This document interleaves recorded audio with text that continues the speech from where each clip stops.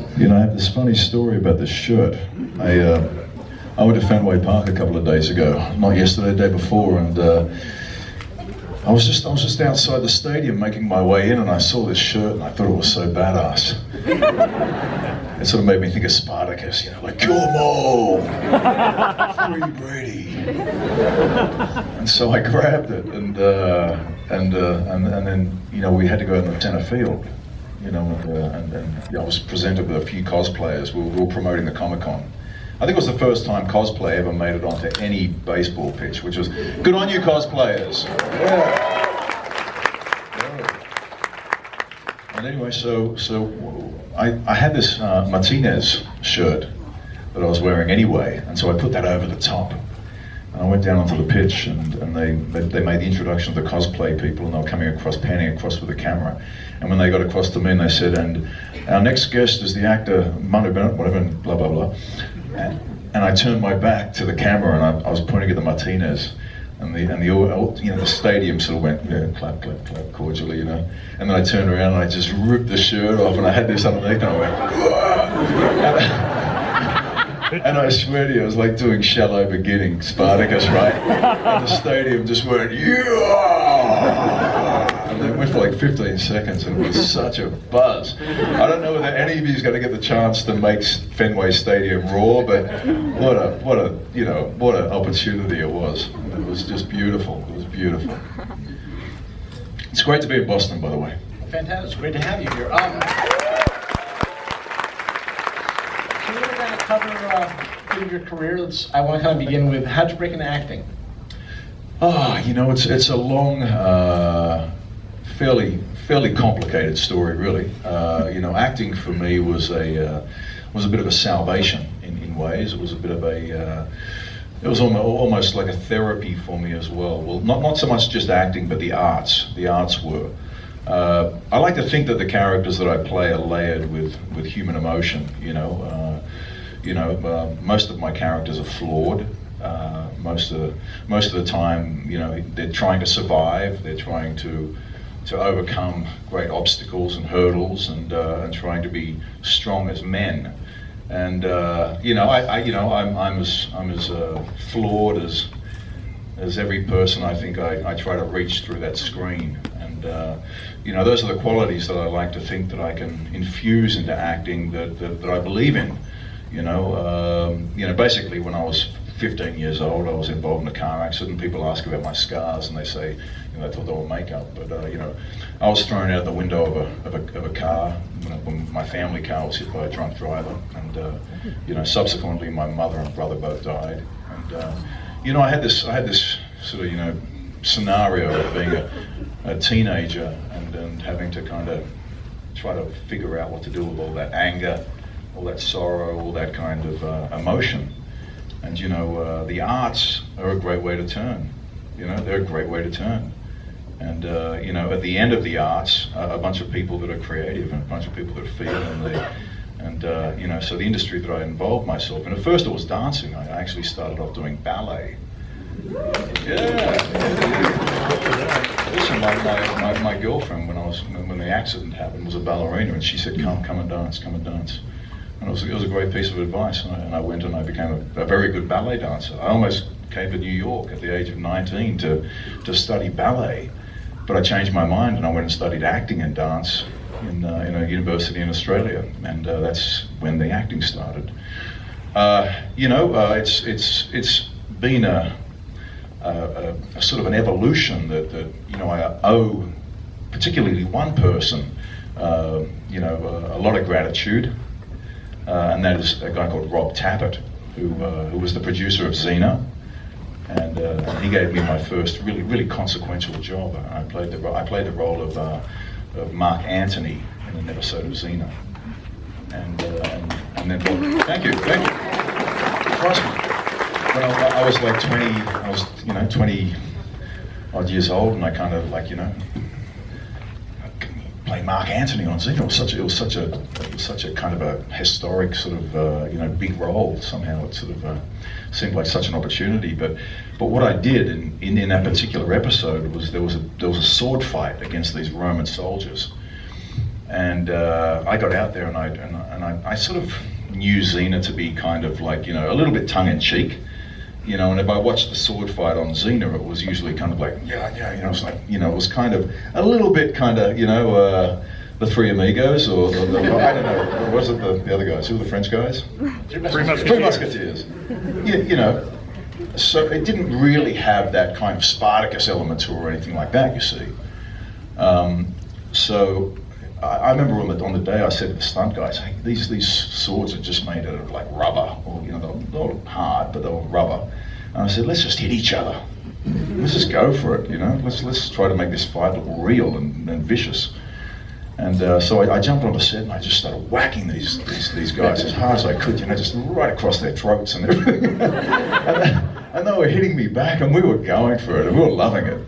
A lot of these guys I ended up working with later on Spartacus. But anyway, I'll get to this. A safety officer came on and they said, "Stop! You know, you can't do that." And I was going, look, and all the stunt guys were all blood. Everyone's blood was pumping, and we were loving it because all of a sudden you'd gone up that extra level, you know, into that realm, you know. And but anyway, we had to stop, and we did that. But luckily they'd filmed a bit of that, and if you watch that episode, you'll see it's like me just going whack. Now jump ahead 10 years, and I'm sitting like in Sydney Zoo, and I'd been auditioning for this Spartacus show for like 4 months. On Spartacus, I went and I read. Everyone read for Spartacus. And I remember the first time that I went in to do my audition for Spartacus, the casting director, who I'd known for years, she said, "Manu, what are you doing here?" And I said, "Well, I'm here to read for Spartacus." And then, you know, I realised in the hallway there was a whole bunch of like 20-year-old kids. You know, and she said, "Oh, you're way too old, Manu."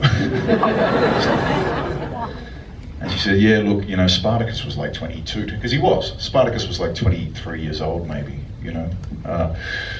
And so, you know, there's all these young kids in the hallway going like, "Hi, I'm Spartacus." You know, when's my mother picking me up? And you know, I mean, you know, I always dig deep with my acting. I always take it to places that, you know, that I know are painful sometimes, you know, memories and stuff like that. I'm not really a big method actor. I got a scholarship, I'll get back to that. I got a scholarship to the Lee Strasberg School at one stage, because I met Anna Strasberg in New York, and I had a conversation with her over this dinner one night, and I told her about my mother and stuff like that, and that I was, you know, I'd done all this ballet up to this level, and I think she automatically knew that for that method acting style, I'd be the perfect person, you know. But you know, I wish I'd gone to this school in New York, because that's where I met her. But I ended up taking the scholarship up in LA, and LA's a different feel altogether. You know, when I was there, I found a lot of the actors were very, very superficial, and it was a bit of a different school to be at. The New York school was amazing. I didn't just say that on camera, did I? I'm sorry, Anna. But that's just how I felt about it. But anyway, just getting back to, so here I am in at this zoo, you know, after 4 months of trying out. I tried out for Spartacus, then they called me in for Enemaus, and of course that went to Peter Metzer. Then they called me in for Barker, and then it ended up that Barker was going to die in the 4th episode, and I was going to get cast locally in New Zealand, so that slipped out of the way as well. Then after that, they finally cast me for Crixus, and you know, I remember the day that I was going in for that audition. I got up really early in the morning, and I went swimming down the local baths, and I got myself really serene, and I was like, I was so centered. And I got into the casting, and that lady who told me I was too old, she came in and she says, "Well, Manu, what are you doing here?" And all that serenity from swimming that morning just went out the window.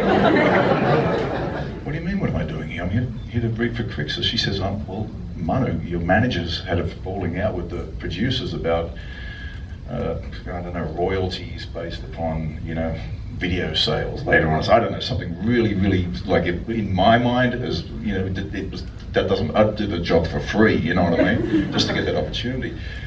And she said, "I'm sorry, Manu, it's been cancelled, and unfortunately you're not going to screen test for Spartacus."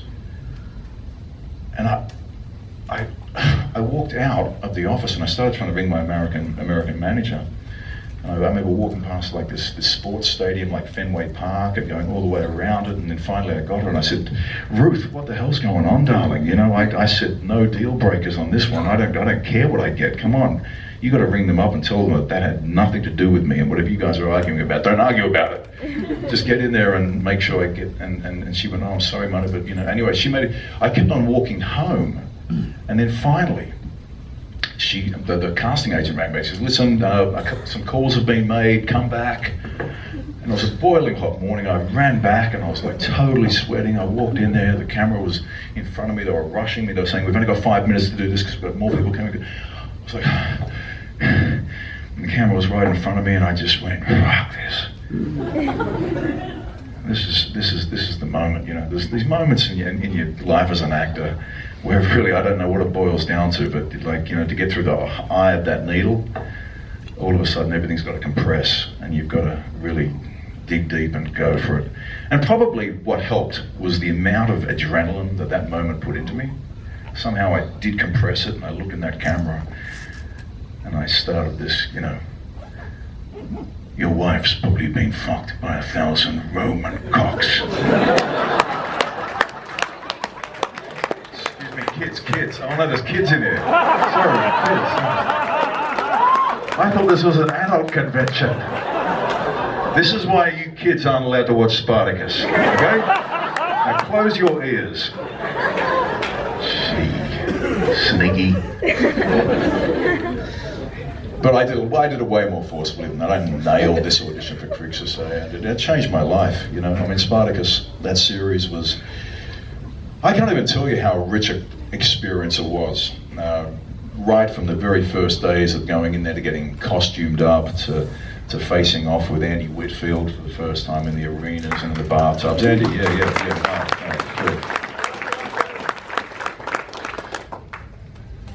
Yeah, Andy Whitfield, eh? Yeah. Just such an amazing performance that he put in, and you know, of course our show was like always like teetering on being cancelled. You know, after that first season, such a solid first season, and then you know Andy being diagnosed, we really had to go on a roller coaster ride with that show because it was always this far from being cancelled, and you know, thank goodness for the fans and for the show itself. You know, Stephen DeKnight, along with Andy Whitfield, who said, look, you know, I'm not going to be coming back to the show, so recast the role. They went out and they recast and they got in Liam McIntyre.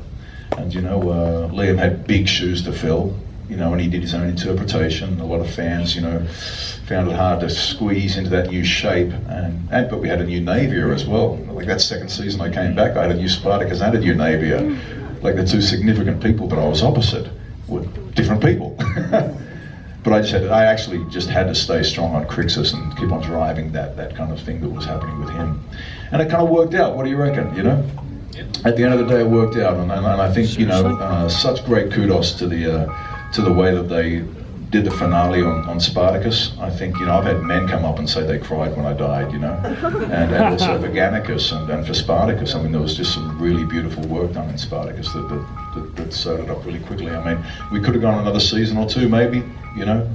Stephen DeKnight wanted to move on and start writing another series that he'd had ideas for, so we were going to lose him as the writer, and that's the real reason why it got finished, because they didn't want to change the flavour of the series at all, so that's when I finished. But yeah, Spartacus was just amazing. But 2 weeks before I finished Spartacus, you know, I got this phone call from Peter Jackson.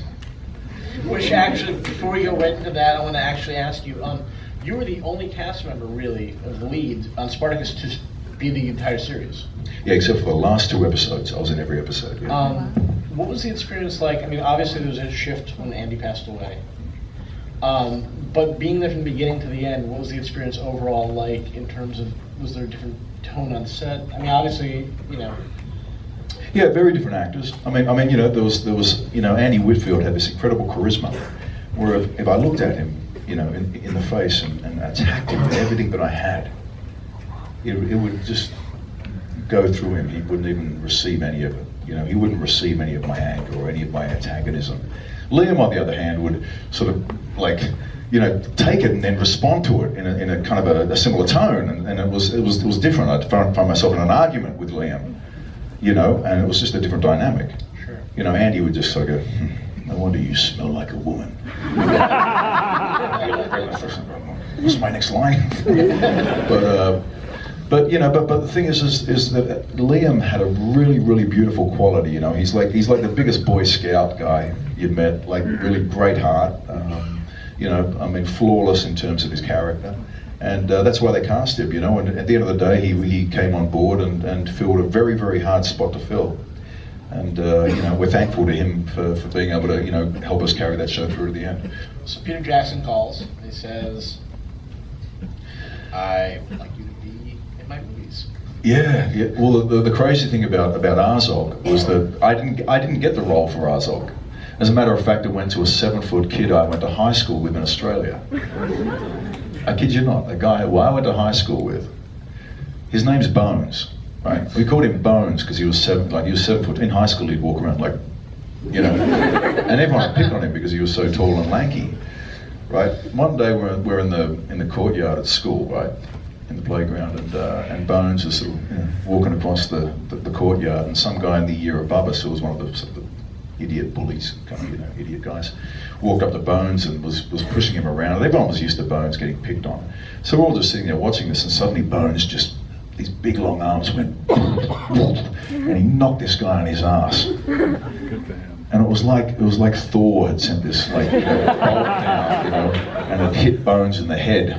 And Bones was never Bones again after that moment. The next week he was in the rugby team, 2 years later he was the biggest guy in Newcastle, and he got massive. And I never knew he was getting into acting, but when I was on Spartacus, he showed up as the character of Sedulus. I knew that he'd been getting into the WWE, but he'd had some injuries. And anyway, but he showed up and he was cast as Sedulus. How many Spartacus fans do we have here? Not that many. Sorry, everybody else is going like, what is he talking about? It's like Spartacus for like 20 minutes. Anyway, Sedulus was that character that got his face cut off by Spartacus. When he tried to rape Navier up the back, and I'd come out and fought with him, and then a big fight broke out between us all, and then he got his face cut off. Kids, this is what happened on Spartacus. I'm going to get off Spartacus soon, okay? I'm going to have to. Talk about hobbits. But anyway, so when he got on the show, I was like, Bones, come over to my house, let's have dinner. And he came over, and I'd auditioned for Azog like a few months before that. And I'm sitting there eating dinner with him, and he goes, oh, you know what, I just got cast in this new movie by Peter Jackson. And I stopped eating. Which, The Hobbit? Which role? And he went, I got the role of Azog. And they'd flown me down there especially to screen test, and I was really hopeful I was going to get that role. And all of a sudden I just went. And at first I didn't tell him that I'd gone for the audition. But I was disappointed. But then I was happy for him. I was like, Bones, good on you, brother. Well done. Bastard. But anyway, so he went down and he shot the whole film. If you go on YouTube, there's a thing called the Making of Azog, and you'll see how they had him dressed up as the character. But with the orcs, in terms of how they did it with costume, there was the orcs in Lord of the Rings. When you came in close to their face, it's really hard to make all those facial things move when there's that much layering of makeup on. And so, you come into an orc's face and it'd be like,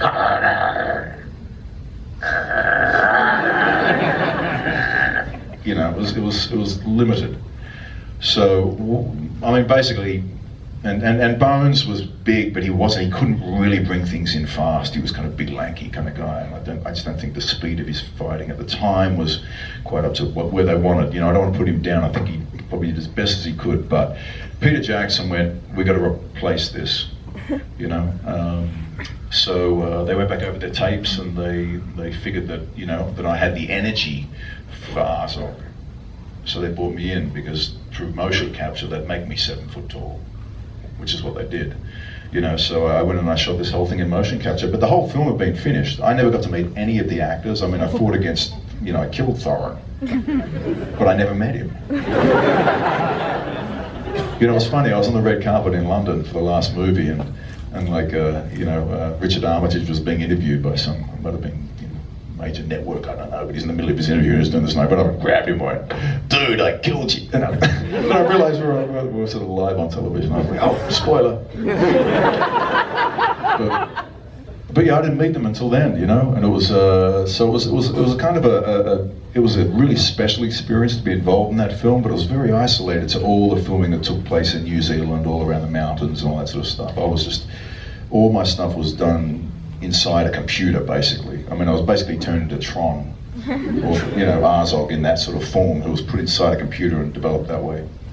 Did you work with Andy Serkis at all in terms of development? The really funny thing was that the Comic-Con the year beforehand, I'd been there for Spartacus, and I'd run into Andy Serkis, and we'd sat down for like, it was ridiculously a coincidence. I'd sat down for like almost an hour with him at this HBO party, and we'd had a conversation about motion capture. And then a year later, I stepped literally into his shoes. Yeah. Which motion capture, I mean, it's a very unique filming experience because it requires a lot of imagination. You're in an isolated, you know, obviously not the set of the film, you're in an isolated green screen, blue screen, whatever. Was it difficult? I mean, to... No, but it took a lot of concentration. Because I mean, literally, when I went down there, you know, I was phoned on a Tuesday and I was there on the Friday evening. It happened so fast. As a matter of fact, I didn't tell my producers on Spartacus that I'd been offered the role because they wouldn't have let me do it. So I flew down there after I was filming on Friday, and I shot it on Saturday, Sunday. Even the Hobbit knew that we were coming down there and we weren't meant to be doing that. And the following Monday, when I flew back to keep filming Spartacus, my producer came up and slammed this newspaper down in front of me that said, Manu Bennett in Wellington filming the Hobbit. She went, what the? But I said to her, darling, it was Peter Jackson rang me, come on, give me a break. As if I wasn't going to go down, you know? And there was never another word said about it, no bad blood. They let it go. But I would never have been allowed to do it. But it was you know, it was just the sort of technology that's involved in doing motion capture. It came from like gaming, like computer gaming, Street Fighter, all that sort of stuff. But it's, you know, merged itself now into, you know, you can create any kind of creature, you know, creating motion capture. And then, but the challenge is you have to become that creature. Sure. You know, like when I walk into the studio to play Azog, there's a screen that I'd go in and I'd familiarize myself with it. But you got to understand that when you do motion capture, you're in this body stocking. You know, you're basically in a leotard. And, you know, how many guys feel comfortable in a leotard? You know, it's got balls all over it. You know, instead of just two, yeah, darling. There's kids in here. Oh my God. Anyway, so, you know, I sort of came into this set and I had this little tiny, you know, grey suit with all these little balls all over it, and this GoPro helmet. Oh, sorry, this helmet with a GoPro camera sticking in my face. And then they painted all these little white dots all over my face so it looks like you got chicken pox. And honestly, I know how Andy Serkis might have felt, well, yeah, I can do this. You know, but to play Azog, I swear it was difficult for me in my head, because I came out and I was like, I feel like a little skinny, weird guy. And I had to look at it and I had to figure out that I actually really had to move him like, you know, like and turn his head like, ooh, ah, dude, ooh, nah. You know, it was like this whole solid, you know, bigger muscle group thing that you had to develop. Like Andy Serkis playing Gollum, you know, getting down to being short-limbed and sort of reptilian. I had to become kind of like it was like asking some skinny guy that you have to play Arnold Schwarzenegger in the, you know, Mr. Universe. So you got to come out, you got to go, you know, and you got to sort of somehow get the shape that's going to fit that size character. So, and then was like the warg, like the wolf that I was riding. You know, you kids, you know how I rode that wolf?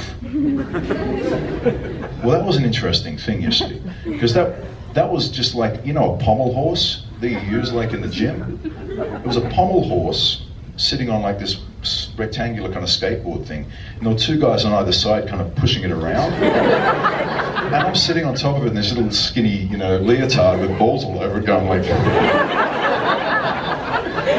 And Peter, and the first scene we shot was the last scene of the first movie, which was, you know, when I pulled up at the bottom of the trees and Gandalf starts lighting those pine cones and throwing them at us.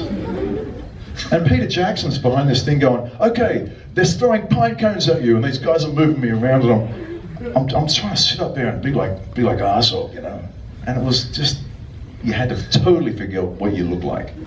But one of the things about that scene that was really interesting in terms of the acting choices was just before we started filming it, I said, Pete, this thing that I'm sitting on, okay, it's a giant wolf, right? And he said, yeah, it's called a warg.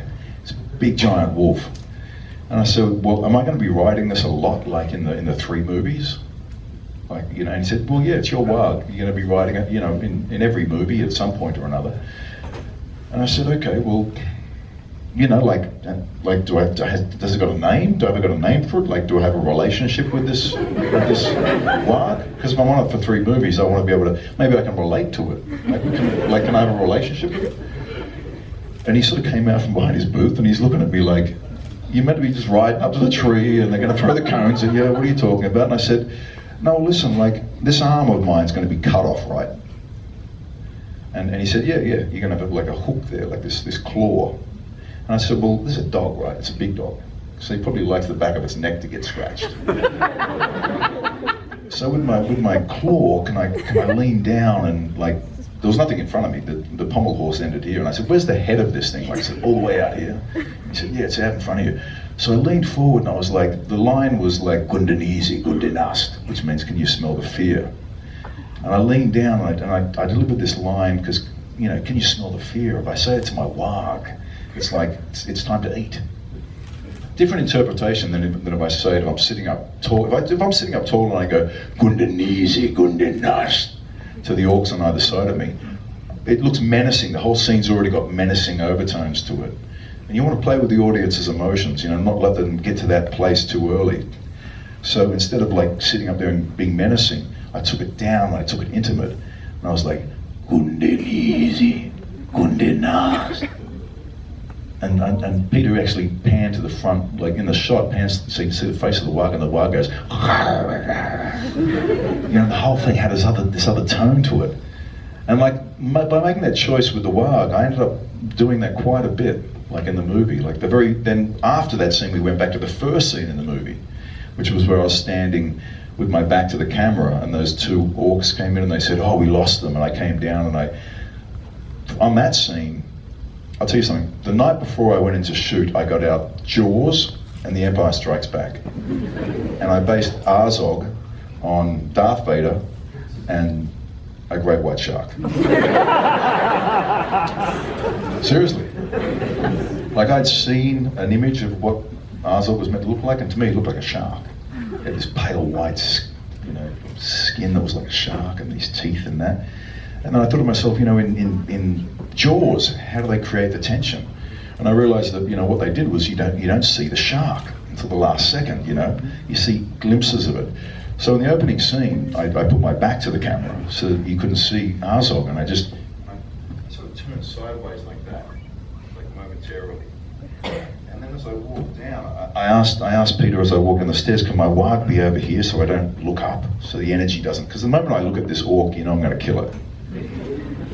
You know it's in trouble. And so it just helps preserve that surprise or that energy. So I turned around, I kept my head down, I went down, and Peter put the warg in. You know, that wasn't going to be there, but he put it in. So I walked past and I stroked its head. And then I walked up to that orc that was there and I said, Pete, can I just play with its head like it's a kid? And I was like, you didn't. And then I went, and then right at the last second, at the very last second, I just ripped that orc up and I threw it into the wargs, and the wargs ripped into pieces. I was playing warg,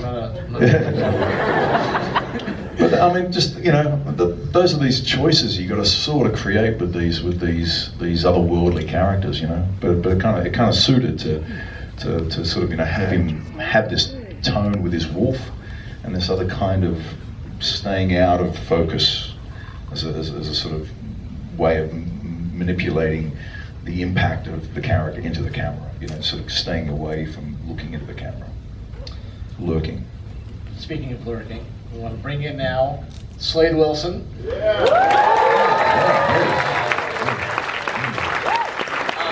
I found very interesting about your portrayal and the interpretation of the character is you play every possible aspect of the relationship with Oliver. Your friends, your sworn enemies.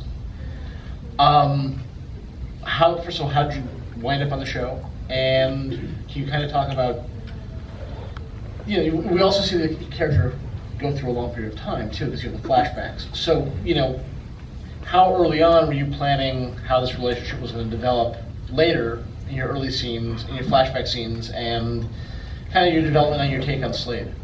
I'll tell you another school. See, my school, who you are is a big part of what you're going to be in life, right? Regardless of whatever job you do, right? So my school had so many impacts on some of the choices that I made, At school I had this one guy that I was just massive enemies with. His name was Matthew Sisley. He had a mullet. Oh, yeah. He drove around with this red noisy car, and I wore gel in my hair and did break dancing and ballet and stuff like that. This guy just wanted to kill me. I wore two different dogs. And anyway, he him and I would always beat each other's throats. And when I was in that car accident I was telling you about, my mum, I was in a coma. I was in a coma for like maybe a week. And when I woke up in the hospital, this guy, my worst enemy, was standing by my bedside. And I couldn't believe it. I was like, and he came over to me and put his hand on me and he said, you okay? Yeah. And I was like, for real? And it ended up that Matthew Sisley, my worst enemy in the world, had lost his mother when he was young, and I had no idea about that. And that's why he had that anger, and he expressed it in the motor of a car. Cut his hair off to rebellious or whatever. He just had this roar in him already. And now I was starting to get the roar. You know what I mean? And he knew the place I was in. I didn't, but he knew. And I ended up being best friends with this guy from that point onwards. I ended up being best man at his wedding. He's probably the only guy from school that I keep on going back to Australia to visit on Christmas and stuff like that. But anyway, when I did Spartacus, and I knew the Spartacus storyline between Crixus and Spartacus, I used that